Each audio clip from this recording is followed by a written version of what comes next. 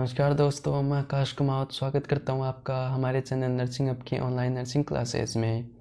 पिछली क्लास में अपन ने पैथोलॉजी के बारे में पढ़ा था, पैथोलॉजी की टेक्निक्स देख ली थी और ब्रांचेस ऑफ पैथोलॉजी देख ली थी।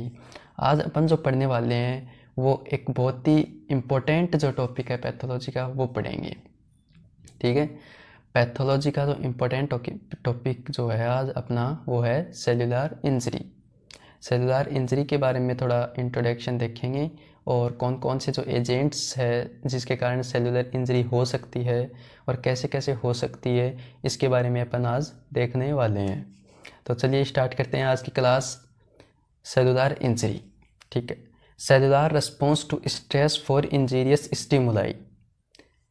देखो क्या है, कोई भी इंजीरियस स्टिमुलाई के कारण, इंजीरियस स्टिमुलाई मतलब ईटियोलॉजिकल कोज जो हो सकता है, कोई भी फिजिकल एजेंट या केमिकल एजेंट के कारण अपनी सेल इंजर्ड होती है उसको सेल इंजरी कहते हैं।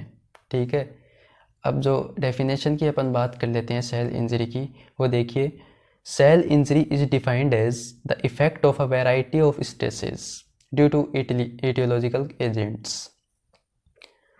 कोई भी ईटियोलॉजिकल एजेंट के कारण, ईटियोलॉजिकल एजेंट कोई भी हो सकता है, कोई भी फिजिकल एजेंट हो सकता है या केमिकल एजेंट हो सकता है, या कोई भी ईटियोलॉजिकल कोज मतलब जिसके कारण कोई डिजीज़ या साइन सिम्टम हुआ है, जैसे बैक्टीरिया, वायरस, ये ईटियोलॉजिकल कोज है। ठीक है, तो ये बता रखा है कोई भी ईटियोलॉजिकल कोज के कारण सेल को इंजरी पहुंचना सेल इंजरी कहलाता है। ठीक है, इसमें आगे दे रखा है a cell encounter resulting in change in cell external और इंटरनल एनवायरनमेंट।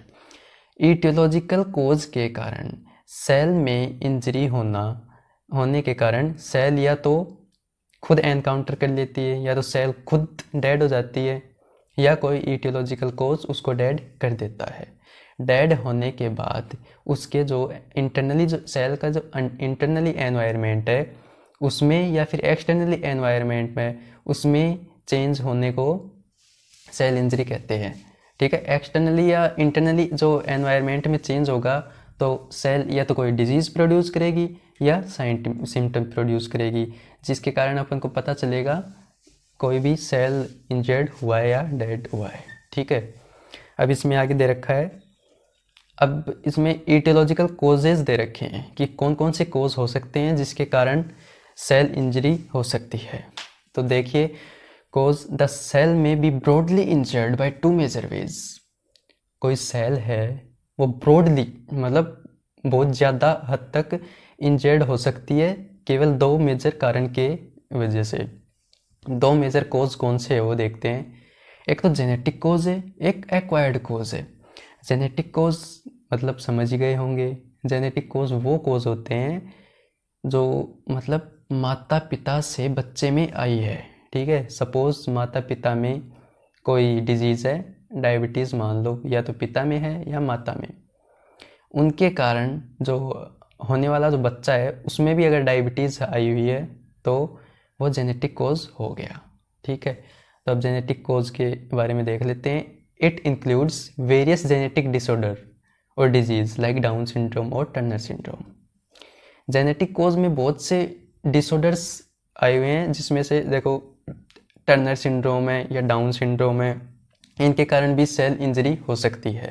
ठीक है, टर्नर सिंड्रोम में देखो होता क्या है, नॉर्मली अपने जो क्रोमोसोम्स होते हैं वो 46 क्रोमोसोम्स होते हैं या 23 पेयर्स बोल दो, लेकिन टर्नर सिंड्रोम में क्या होता है, या तो नहीं, मतलब एक क्रोमोसोम कम होता है। जैसे 46 क्रोमोसोम्स होते हैं तो टर्नर सिंड्रोम डिजीज़ है उसमें 45 क्रोमोसोम्स होंगे, जिसके कारण जो बच्चा होने वाला जो बच्चा है उसमें उसके मतलब या तो फ्लैट फेस होगा, मतलब ये जो साइन सिम्टम है उसमें होने वाले बच्चे में जो दिखेंगे, या तो फ्लैट फेस होगा, या टंग जो है वो छोटी होगी, या जो नेक जो है, जो गर्दन जो है वो छोटी होगी और अजीब सा फेस होगा, आंखें छोटी छोटी होगी। टर्नर सिंड्रोम वाले उसकी बात कर रहे हैं अपन। ठीक है, तो ये हो गए जेनेटिक कोज, जैसे टर्नर सिंड्रोम, डाउन सिंड्रोम हो गया।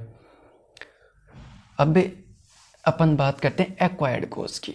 एक्वायर्ड कोज होता क्या है, देखो एक्वायर्ड कोज वो कोज होते हैं जो जन्म लेने के बाद जो डिजीज़ उत्पन्न हुई है उसको एक्वायर्ड, किसी भी एक्वायर्ड, कोई एक्वायर्ड डिजीज़ है जन्म लेने के बाद जो डिजीज़ हुई है उसको एक्वायर्ड डिजीज़ बोलेंगे अपन, ठीक है। जैसे एग्जांपल में अपन देख लेते हैं सीओपीडी, देख लेते हैं COPD, coronary obstruction pulmonary disease, ठीक है। तो सीओपीडी का जो रिस्क फैक्टर जो है स्मोकिंग से भी हो सकता है, ठीक है, स्मोकिंग, या फिर मेन कॉज तो इसका स्मोकिंग ही होता है, और एक्सरसाइज ना करना ही रिस्क फैक्टर है इसके। तो सीओपीडी में क्या है, ये लंग की डिजीज़ है, इसमें ब्रोंक्यूल्स जो ब्रोंक्यूल्स जो अपनी होती है उसकी इलास्टिसिटी ख़त्म हो जाती है, मतलब कम हो जाती है, जिसके कारण जो कोई भी पेशेंट है, जो इफेक्टेड पेशेंट है, उसके रेस्पिरेटरी की डिजीज़ हो जाती है, सांस सही से नहीं आ पाता, जल्दी से, बहुत जल्दी से वो सांस बढ़ जाएगा, ज़्यादा दूर तक चल नहीं सकता, दौड़ नहीं सकता। तो ये सीओपीडी की बात हो गई, ठीक है। तो अपन बात कर रहे थे एक्वायर्ड कोज की। तो एक्वायर्ड कोज होते हैं जन्म लेने के बाद होने वाले कोज। अब देख लेते हैं कौन कौन से एक्वायर्ड कोज है जिनके कारण अपने सेल इंजर्ड हो सकता है। Acquired cause of cell injury can be further categorised. जो एक्वायर्ड कोज है सेल इंजरी के वो आगे बता रखे हैं। देखो अपन टोटल 10 एक्वायर्ड कोज पढ़ेंगे, ठीक है, उसके बारे में डिटेल में देखेंगे। देखिए हाइपोक्सिया एंड इस्चीमिया, अभी तो नाम ही देख लो, आगे सबके बारे में डिटेल में पढ़ेंगे। हाइपोक्सिया इस्चीमिया है, फिजिकल एजेंट है, केमिकल एजेंट है, ठीक है, माइक्रोबियल एजेंट है, इम्यूनोलॉजिकल एजेंट है, न्यूट्रिशनल एजेंट है, एजिंग, साइकोजेनिक डिजीज़ हो गई, इलेक्ट्रोजेनिक फैक्टर्स हो गए, और आइडियोपैथिक डिजीज़ या फैक्टर्स हो गए, ठीक है। तो ये 10 जो एक्वायर्ड कोज है इनके बारे में एक एक के बारे में अपन अब पढ़ लेते हैं, ठीक है। फर्स्ट जो अपना है हाइपोक्सिया एंड इस्चीमिया। हाइपोक्सिया में नाम से पता चलता है, मतलब क्या है हाइपोक्सिया, ऑक्सीजन की कमी। इस्चीमिया मतलब ब्लड सप्लाई ना होना, लैक ऑफ ब्लड सप्लाई, ठीक है। तो देखिए an cell required oxygen to generate energy and to perform metabolic functions. कोई भी सेल है, XY कोई भी सेल है, उसको उसके मेटाबॉलिक मतलब फंक्शंस जो है या फिर एनर्जी जनरेट करने के लिए उसको ऑक्सीजन की आवश्यकता होती है। अगर हाइपोक्सिया की कंडीशन हो गई तो वो ना जनरेट कर पाएगी एनर्जी, ना मेटाबॉलिक फंक्शन कर पाएगी सेल। इसके कारण या तो सेल इंजर्ड होगी या सेल डेथ कन्फर्म है, ठीक है। अब नेक्स्ट जो है वो hypoxia is the most common cause of cell injury. Hypoxia जो है वो सबसे मोस्ट कॉमन कोज है सेल इंजरी का, मतलब ठीक है, ऑक्सीजन की कमी से सबसे ज़्यादा सेल इंजरी होने का चांस है। Deficiency of oxygen result in failure to connect out these activities by the cells. Oxygen की कमी से जो सेल एक्टिविटी करती है, जैसे मेटाबॉलिक फंक्शन करती है, एनर्जी जनरेट करती है, वो फंक्शंस जो है सेल के वो सही तरीके से नहीं कर पाएगी, ठीक है। अब जो सेकंड कोज है फिजिकल एजेंट। फिजिकल एजेंट के बारे में अपन देख लेते हैं। फिजिकल एजेंट इंक्लूड्स, फर्स्ट है मैकेनिकल फैक्टर्स। फिजिकल एजेंट के अंदर है मैकेनिकल फैक्टर्स। मैकेनिकल फैक्टर्स कौन कौन से होते हैं, जैसे रोड एक्सीडेंट हो गया, ठीक है, ट्रॉमा हो गया, इनके कारण सेल इंजरी हो सकती है। जैसे रोड एक्सीडेंट हो गया, कोई भी बाइक से गिर गया तो कहीं भी चोट लगी तो वहाँ की सेल इंजर्ड हुई है, ठीक है, ये हो गया सेल मैकेनिकल फैक्टर। और एक है थर्मल ट्रॉमा। थर्मल ट्रॉमा के अंदर क्या है, मतलब हीट या कोल्ड के कारण सेल इंजर्ड होना। हीट या कोल्ड के कारण कैसे होगी सेल इंजर्ड, अब देखो आपको बताता हूँ मैं। जैसे अपनी बॉडी का नॉर्मल टेम्परेचर होता है 36.5 टू 37.5 डिग्री सेंटीग्रेड। अपनी बॉडी की टॉलरेंस जो एबिलिटी होती है हीट की, वो लास्ट 45 डिग्री सेंटीग्रेड तक होती है। 45 डिग्री सेंटीग्रेड से हीट ज़्यादा जाती है तो अपनी बॉडी बर्न करना स्टार्ट कर देती है। अब बर्न हो रही है कहाँ की भी, मतलब स्किन बर्न हो रही हो, फेस की स्किन बर्न हो रही हो, तो वो सेल डैमेज हो रही है वहाँ की, ठीक है। तो सेल इंजरी हो गया। अब कोल्ड से कैसे होती है, देखियो आपको बताऊँ। सर्दियों में आपके मतलब अक्सर होता है सबके साथ कि अंगुलियाँ अपनी सुन्न पड़ जाती है, हिल डुल नहीं पाती है ऐसे आराम से, तो उसमें क्या है कि ऑक्सीजन की लैक ऑफ ऑक्सीजन के कारण नहीं हो पाता, उसमें ब्लड सप्लाई नहीं होती, ब्लड सप्लाई नहीं होती तो ऑक्सीजन की कमी हो जाती है। ठीक है, कई बार मतलब थोड़ी ब्लू ब्लू भी हो जाती है, नीली पड़ जाती है, तो वो ऑक्सीजन की कमी से ही हो पाती है। ठीक है, तो वहाँ की सेल इंजर्ड भी हो सकती है अगर ज़्यादा कोल्ड हो तो। अब जो थर्ड जो अपना है फिजिकल एजेंट में, फर्स्ट अपने देखा था mechanical factor, second thermal trauma, और थर्ड जो है इलेक्ट्रिसिटी।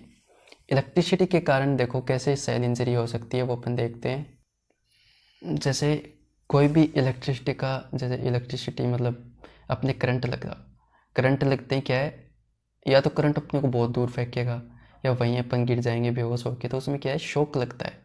शॉक जैसे तुरंत मतलब ब्लड की जो सप्लाई है वो रुक जाती है, और ब्लड की सप्लाई रुकते ही ऑक्सीजन की सप्लाई रुक जाती है, और ऑक्सीजन की रुकते ही शॉक की कंडीशन आ जाती है, तो या तो बेहोश होंगे या गिर जाएंगे अपन वहीं पे। तो उसमें सेल बहुत ज़्यादा इंजर्ड हो सकती है इलेक्ट्रिसिटी शॉक में। उस टाइम अपन सबसे पहले क्या करेंगे, सबसे पहले सभी जो स्विच है इलेक्ट्रिसिटी के वो बंद कर देंगे और एम्बुलेंस को फ़ोन करेंगे तुरंत। ठीक है, बाद में जो पेशेंट है उसकी कैरोटिड पल्स चेक करेंगे, यहाँ से कैरोटिड पल्स है वो चेक करेंगे। अगर कैरोटिड पल्स फील है तब तो एम्बुलेंस, ठीक है, एम्बुलेंस का वेट करो, ले जाएंगे हॉस्पिटल में ट्रीटमेंट होगा। अगर कैरोटिड पल्स नहीं है तो तुरंत CPR स्टार्ट कर देनी चाहिए। ठीक है, अब अपन बात करते हैं सेल इंजरी की। इलेक्ट्रिसिटी के कारण सेल इंजरी बताई दिया कैसे हो सकती है। अब जो नेक्स्ट जो आता है रेडिएशन, फिजिकल एजेंट के अंदर ये रेडिएशन में जैसे एक्स रेज हो गई, यू रेज हो गई, यूवी रेज हो गई, आयनाइजिंग रेडिएशन हो गई। तो ये तो आपको पता ही होगा कि जो रेज जो होती है, एक्स रेज होती है, वह कितनी खतरनाक रेज होती है, इसके कारण सेल इंजरी होने के चांस है। ठीक है, ये सब है फिजिकल एजेंट में। अब जो लास्ट जो आता है फिजिकल एजेंट में वो है atmospheric pressure, rapid change in atmospheric pressure. Atmospheric pressure के कारण कैसे मतलब सेल इंजरी हो सकती है, ये नॉर्मल है। जैसे मौसम बदलाव होता है, जैसे सर्दी से गर्मी होता है, गर्मी से सर्दी होती है, तो नॉर्मली खांसी जुकाम बुखार होती है, तो ये सेल इंजरी होने के कारण अपने खांसी बुखार जुकाम साइन सिम्टम प्रोड्यूस होते हैं। ठीक है, अब नेक्स्ट जो देख लेते हैं अपन, फिजिकल एजेंट देख लिए, इसके बाद अपन देखेंगे केमिकल एजेंट्स। केमिकल एजेंट्स कौन कौन से हैं जिसके कारण अपने बॉडी में सेल इंजरी हो सकती है। जो केमिकल एजेंट्स में आल्सो कोज सेल इंजरी, केमिकल एजेंट्स भी सेल इंजरी कर सकते हैं। तो इसमें जो फर्स्ट जो है केमिकल पॉइजनिंग। केमिकल पॉइजनिंग जो होते हैं, पॉइजन जो बॉडी को बहुत हार्म करते हैं, बहुत सेल इंजर्ड होती है जिसके कारण बेहोश हो सकते हैं। तो काफ़ी हद तक मतलब जैसे खतरनाक जो पॉइज़न है उसके कारण सेल डेथ या बॉडी की डेथ भी हो सकती है। ठीक है, तो पॉइज़न जो है अपनी बॉडी को बहुत हद तक हार्म करती है। अब जो सेकंड जो है स्ट्रॉन्ग एसिड एंड बेस, कोई भी स्ट्रॉन्ग एसिड है या स्ट्रॉन्ग एसिड है या बेस है, उसको अपन लेंगे तो वो अपने स्टोमक की जो लेयर्स है उसको बर्न करेगी या डैमेज करेगी। डैमेज करने के कारण सेल इंजरी होगी। ठीक है, तो स्ट्रॉन्ग बेस एंड एसिड से भी सेल इंजरी हो सकता है। एक है इंसेक्टिसाइड्स एंड पेस्टिसाइड्स। ये क्या होती है, मतलब चूहे कीड़े वगैरह मारने की दवाई जो होती है, इनको कई बार क्या है ना, जिसको सुसाइड वगैरह करनी होती है वो इसको खा लेते हैं, लेकिन इससे मरते नहीं हैं। बहुत हद तक खाते हैं तभी मर जाते हैं, इससे मरते नहीं है। इसमें क्या है कि केमिकल चेंज हो जाते हैं बॉडी में जिसके कारण साइन सिम्टम जैसे नोजिया वोमिटिंग हो गया या फिर बेहोश भी हो सकते हैं। तो ये क्या है कि सेल इंजरी हो सकती है, तभी ये नोजिया वोमिटिंग स्टार्ट होती है। ठीक है, अब जो डी है, जो फोर्थ जो पॉइंट है केमिकल एनर्जी के अंदर, जो फर्स्ट अपन ने देखा था केमिकल पॉइजनिंग, सेकंड देखा था strong acid and base, third देखा था इंसेक्टिसाइड्स एंड पेस्टिसाइड्स, और फोर्थ है oxygen at very high concentration. अब बात कर लेते हैं फोर्थ जो पॉइंट है केमिकल एनर्जी में, केमिकल जो एजेंट्स, उसमें फोर्थ पॉइंट है oxygen at very high concentration. जो ऑक्सीजन है वो अपनी बॉडी में कैसे सेल इंजरी कर सकती है। आपको पता ही है अपनी बॉडी में जो ऑक्सीजन की जो परसेंटेज है वो 65% है, 18% कार्बन है, बाकी परसेंट मतलब 3% नाइट्रोजन है। तो ऐसे मतलब अपनी बॉडी में एयर का रेशियो है। ठीक है, अगर 65 की जगह अपनी बॉडी में ऑक्सीजन का रेशियो 70 या 70 to 80 हो गया तो अपनी बॉडी को कितना इफ़ेक्ट करेगी। ठीक है, उसके कारण भी वो सेल इंजरी हो सकती है। ठीक है, अब जो है फिफ्थ जो पॉइंट है केमिकल एजेंट्स के अंदर, थेरापेटिक एडमिनिस्ट्रेशन ऑफ ड्रग। जो ड्रग्स अपन जो लेते हैं उसके कारण भी सेल इंजरी हो सकती है। सेल इंजरी कैसे होगी? ऐसी कोई भी ड्रग नहीं है जिसका साइड इफ़ेक्ट नहीं है, और साइड इफ़ेक्ट होगा तो साइन सिम्टम, जैसे साइड इफ़ेक्ट होगा ड्रग का साइन सिम्टम प्रोड्यूस होंगे। साइन सिम्टम कैसे प्रोड्यूस होंगे? सेल इंजरी होगा तो साइन सिम्टम प्रोड्यूस होंगे। तो थेरापेटिक एडमिनिस्ट्रेशन ऑफ ड्रग के कारण भी सेल इंजरी हो सकती है। ठीक है, अब अपन बात करते हैं माइक्रोबियल एजेंट्स की। फर्स्ट अपन ने देख लिया hypoxia, second physical agents, third chemical agents, fourth microbial agents. Microbial agents अपनी बॉडी में सेल इंजरी कैसे कर सकते हैं? देखिए, injury by microbes included infection cause by bacteria, virus, fungi, protozoa and other parasites. कोई भी बैक्टीरिया, वायरस, फंजाई, प्रोटोजोआ, कोई भी पैरासाइट्स, इसके कारण अपनी बॉडी में इन्फेक्शन होना ही मतलब सेल इंजरी का इंडिकेशन है। सेल इंजरी होगी तो ही इन्फेक्शन होगा। ठीक है, अब कर लेते हैं बात इम्यूनोलॉजिकल एजेंट्स। जो फिफ्थ जो पॉइंट है सेल इंजरी, इसका immunological agents. immunity protect the host against various infections, but it may also turn into lethal and cause cell injury। ठीक है, ये बता रहा है कि जैसे अपनी बॉडी में कोई भी फॉरेन बॉडी एंटर होगी या कोई भी इन्फेक्शन होगा तो उसको एंटर करने से अपनी इम्यूनिटी जो सिस्टम है बॉडी का वो बचाएगी। ठीक है, वो अपने लिए बेनिफिट का काम कर रही है। लेकिन कई बार क्या होता है, अपनी ही इम्यूनिटी अपने ही सेल को डैमेज करने लगती है, मतलब अपनी ही इम्यूनिटी अपने ही लिए हार्मफुल हो जाती है, हाइपर सेंसिटिविटी रिएक्शंस जो बोलते हैं उसको। तो इसके कारण भी सेल इंजरी हो सकती है। ठीक है, अब जो एजिंग मतलब 5 पॉइंट अपन ने पढ़ लिए acquired cause of cell injury के। फर्स्ट पढ़ा था hypoxia and ischaemia, second physical agent, third chemical agent, next microbial agent, immunological agents. ठीक है, अब अपन जो सिक्स्थ पढ़ेंगे वो है एजिंग। एजिंग क्या होता है? Cellular ageing leads to impaired ability to the cell to undergo replication and repair and finally lead to cell death. इसका मतलब क्या है कि कोई सेल होती है वो आगे रेप्लिकेशन या रिपेयर होने के लिए एबिलिटी नहीं रखती है, इसके कारण सेल डेथ कन्फर्म है। ठीक है, तो ऐसे भी सेल इंजरी हो सकती है। अब जो अपन नेक्स्ट जो पॉइंट देखते हैं, सेवन्थ जो पॉइंट है साइकोजेनिक डिजीज। साइकोजेनिक डिजीज में देखते हैं there is no specific biochemical और morphological change in mental disease. Mental की जो डिजीज होती है, मेंटल जो इलनेस होती है, इसमें कोई काफ़ी हद तक बायोकेमिकल चेंज और मॉर्फोलॉजिकल चेंज नहीं होते। लेकिन इसमें होता क्या है, ये सीधा दूसरे ऑर्गन पे इफ़ेक्ट करते हैं, जैसे लीवर फेलियर कर दिया या फिर लंग कैंसर कर दिया, रीनल पे इफ़ेक्ट कर दिया। तो इसमें मतलब डिजीज़ प्रोड्यूस होने के कारण ये ऑर्गन मतलब बायोकेमिकल और मॉर्फोलॉजिकल चेंज बॉडी में लाते हैं, जिसके कारण सेल इंजरी होती है। ठीक है, अब जो सेकंड लास्ट जो पॉइंट आता है, जो नाइन्थ जो पॉइंट आता है इलेक्ट्रोजेनिक फैक्टर्स। इलेक्ट्रोजेनिक फैक्टर्स क्या होता है, देखो समझना है इसको। Cell injury and cell death result from error in the judgment by the physician और मेडिकल प्रैक्टिशनर और error in diagnosis of patient and forward effect of administered therapy.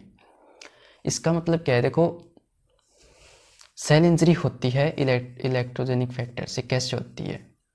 कई बार क्या है कि कोई फिजिशियन है वो सही किसी डिजीज़ का सही डायग्नोसिस नहीं कर पाते। ठीक है, सही डायग्नोसिस नहीं कर पाते तो डिजीज़ फाइंड आउट सही से नहीं होती, और सही से डिजीज़ फाइंड आउट नहीं होने के कारण उसका जो ट्रीटमेंट जो चलता है, ड्रग्स जो चलती है, वो कंफर्मेशन नहीं है कि इस डिजीज़ को ट्रीट ही कर दे जो हो रही है। ठीक है, तो कंफर्मेशन नहीं होता तो वो साइड इफ़ेक्ट ज़्यादा करने के चांस रहते हैं। ठीक है, इसके कारण सेल इंजरी हो सकती है। समझ गए? अब जो लास्ट जो पॉइंट है वो है idiopathic factor and disease. Idiopathic factors और डिजीज़ क्या होती है? आइडियोपैथिक मतलब अननोन, ठीक है, और डिजीज़ मतलब डिजीज़।